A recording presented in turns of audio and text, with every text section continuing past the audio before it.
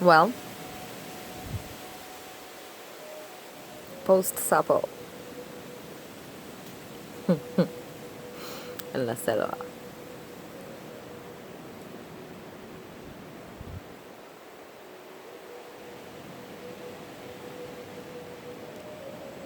Yeah, do it. Oh my god. Okay, so what I'm realizing, first of all,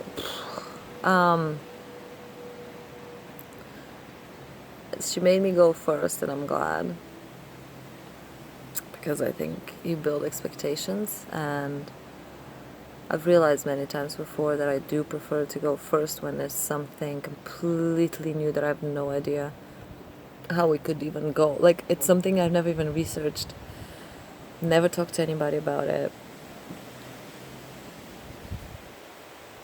never looked into it. And I did it because it felt in perfect alignment, and I had an amazing trip.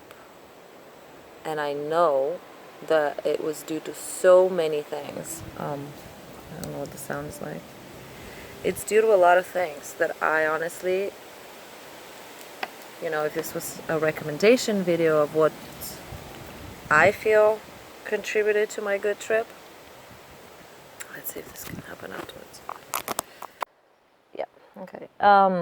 So, first of all, I knew very well how to breathe very deeply, and I've had a lot of experience with breathing exercises, and that helped with the inhalation, because you're basically supposed to breathe a very, very slow, steady 10, 15 count, the slowest breath that you can pull without choking, and just continuously take in the steam as it comes. Now, very experienced pot smokers will have zero problem with that.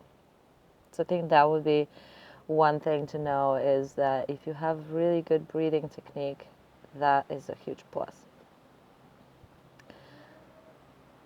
The ability to surrender to experiences in general, especially potentially scary ones, is that's all it is.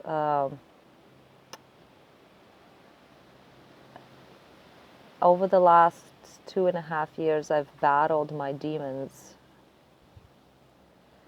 and ancestral demons, blood demons, just a lot of. We're all doing that, by the way, but doing it consciously as a warrior of light, as they say, as a healer, an energy worker, gives you that training. So now basically you're an athlete. You're an athlete who has a bunch of different skills. You have muscle memory that allows you to perform this brand new task. So I think that's actually really important. My intuition was always very strong, always, my whole life, never to do these things. And now I understand that it was correct. If I had done these things at a time when I didn't have these skills, it would be, including the ayahuasca yesterday, it would be a horror show probably for me. And again, that would be medicine in itself, and it will maybe skyrocket my process or whatever. But it would not have been a pleasant experience. So, other than that, I have no idea what I did. The shaman woman that I did it with is truly magnificent. She's the real deal. She connects with your energies. She's a shaman, and she is truly guiding you in the ethers and having the experience with you. So how to make sure of that, I have no idea other than to ask friends, because otherwise just smoking the thing in the wrong energetic environment and in the wrong, not wrong, but you know what I mean, like less than aligned situation. And how and why I did it was perfect alignment.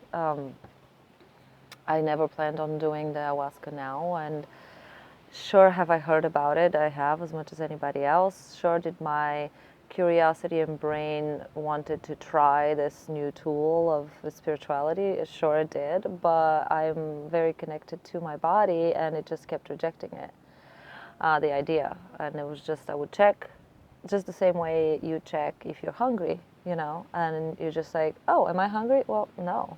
Or you go to a restaurant and you pick out of your menu, right? And there's lots of things on offer, but you kind of have this inner guidance that says, well, I really feel like fish. I really feel like salad. Really feel like this. So that feeling can be very, very strong against some things. So if somebody comes to you and offers you, I don't know, a shot of tequila right now, chances are, I don't know, strong potentially, that you're like, fuck no. But if they offer it to you at the right time, then it's a blast, let's say, So that's kind of the same thing. It's like exactly the same thing. So I waited for that. Well, not waited, but I listened to that. And when my body said yes, and everything said yes, and it was yes, oh, no problem. So, yeah, I guess advice, not really, but those are the things that I feel contributed greatly to my wonderful weekend experience now with the ayahuasca and the sun comes up, and with the Sapo. So, other than that, yeah, I'll definitely do this again or other things when it feels in alignment. And I'm going to look forward to experiencing surrender as much as possible through my everyday life. And as a female, I'm lucky that I have that opportunity embedded in my predominantly female gender, let's say.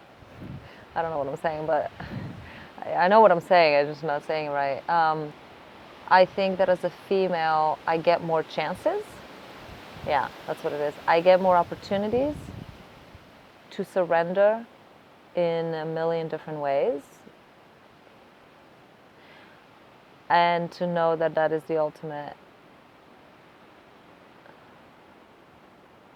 path to ecstasy, bliss, serenity.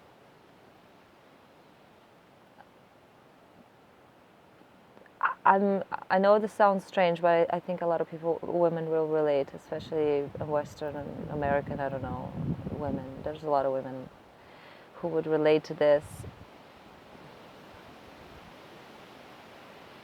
We've spent most of our life with very, very, very few momentary experiences like this. Using our male energy as a shield. And I think I'm going to start talking about that a lot more.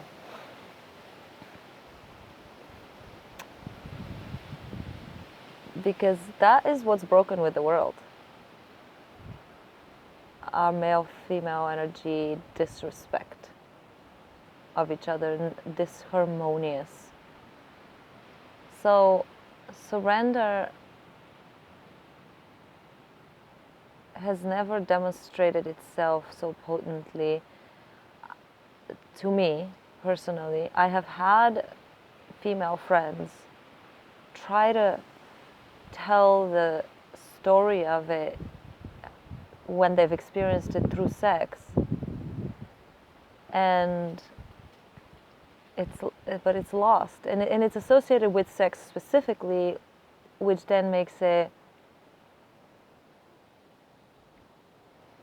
not applicable to the rest of your life, but it is.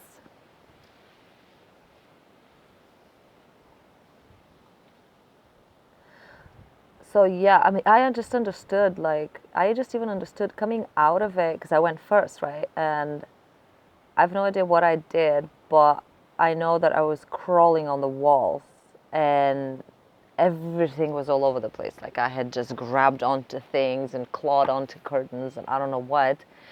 But I do know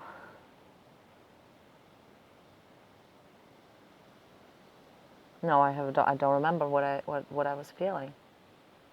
I know it felt ecstatic. So now, of course, my awakened mind is, making a video on top of everything, thinking, shit, like, what did I do? Like, what did I look like? Where were my clothes? Like, what the fuck? What did I say or make noises or what? And that's the beauty of it, is that that's the mind we live in a lot. And I'm realizing now that people who have this ability to surrender their bodies and their hearts and their minds to experiences fully with zero shame, so to speak,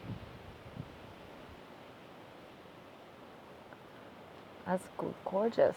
That is gorgeous. And that is something women suffer from. We don't get that. We don't have that. Boys are allowed to be boys, Men socially are allowed to explore their bodies shamelessly, a lot more than women.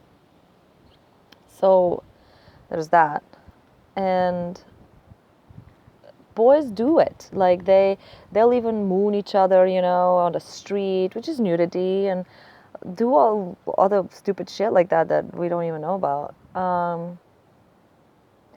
Which takes the edge off embarrassment, I think. I think men train themselves through play, through social play, they train themselves to not be vulnerable to shame. Deeper. But I know it's true. We don't do that. Definitely we don't do that. Some women, very, very few. Some of the time, and then they're labeled, tomboys and other horrible things. Explore their being.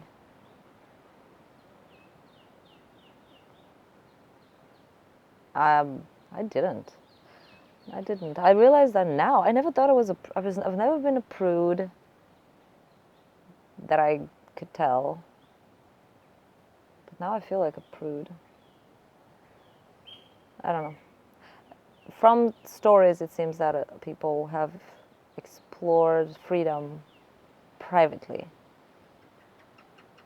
a lot more than I have. But I know I'm not alone. Definitely.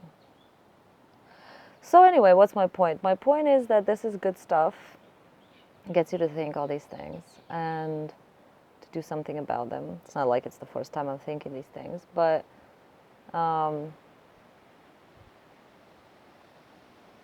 listen to your intuition, though, about doing it. If the question is, should I do it? All about your intuition. If this was on a menu, would you pick it? Simple. Food menu. Would you pick it right now? Maybe you pick it next week. Maybe you pick it whatever, next year. For me, it was like a lifelong battle with not trying any drugs. I didn't like watching my friends be... I'm realizing something now. I didn't like watching my friends be out of control. I didn't like that. Interesting. Okay, I have to investigate that. So I decided that I don't want to potentially be a victim to this uncontrollable world, which included drugs. And I also didn't want to suffer by loving people who were victims of these substances. So I completely and totally knew for a fact, 100,000%, that I wanted to stay away from social groups like that, and I did. And I'm grateful to myself that I did. Very much.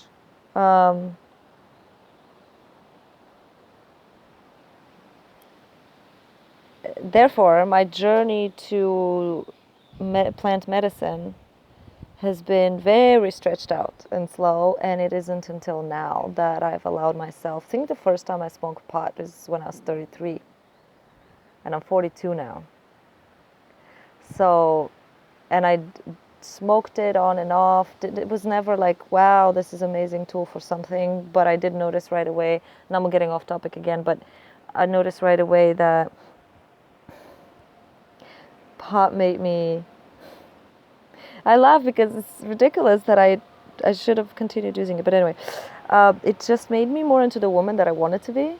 Like, it just took the edge off of me, and I enjoyed that. I felt that I was just like, oh, I'd like to be this way, but I can't be this way because I got all this pent-up crap in my head.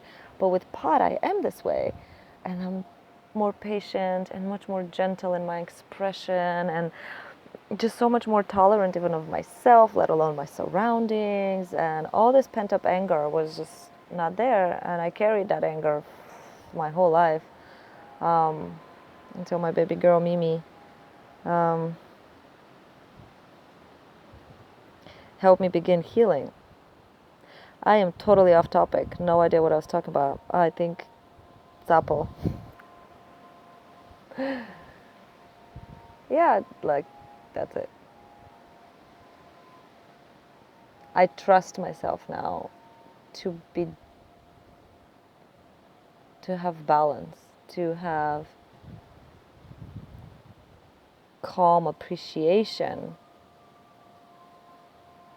as opposed to consumerism mentality of let's do it, but I'm not in touch with myself or the experience. I'm just doing it because other people are doing it, or not really, but it is kind of that way.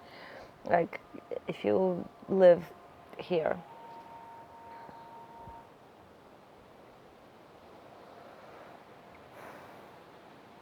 and this is your lunch table, and this is where you read your book, you know, look at this, and oh yeah, let me film, and this is your beautiful plants, and this is your gorgeous magic shaman hut, hardly, and this is your, just ridiculous, you know, it's amazing.